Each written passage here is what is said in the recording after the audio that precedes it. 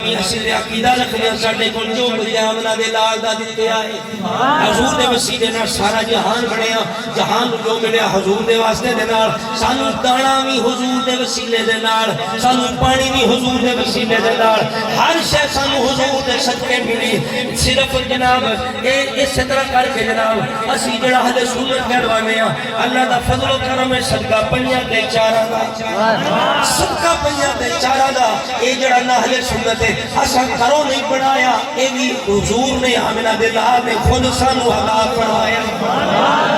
اور صرف اتھے تک نہیں سنیو اپنے نازاں تے جھوم جاؤ اللہ نے تواڈی شان قرآن دے وچ بھی بیان فرمایا جے رب نے فرمایا یوم تبیض وجوہ وتسود وجوہ فرمایا قیامت کا منظر کیویں ہوئے گا کچھ مولوی ایسے نے جڑے کہتے ہیں نبی نوں دیوار دے پیچھے دا پتہ نہیں نبی نوں کل دا پتہ نہیں آکھو جناب اپنی گل کرنا ہے کہ اپنے باپ تے ماں دی گل کر رہے ہیں لیکن اسی آمنہ دلال دا واسطے آہنے ہیں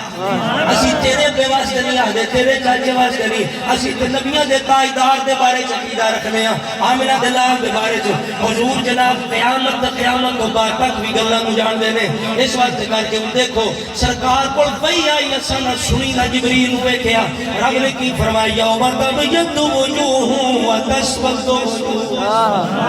رب نے قرآن دے اندر قیامت دا منظر بیان فرمایا فرمایا قیامت دا منظر کیویں دا ہوے گا فرمایا کچھ چہرے روشن ہون گے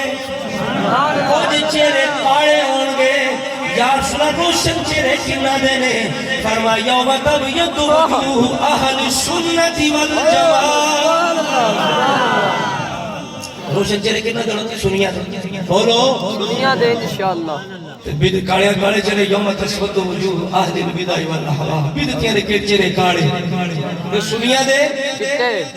سفید ہوں گے اور میرے قیامت آرہ دنی آتے بھی بیخ لو توڑے ہونو ہی نورانی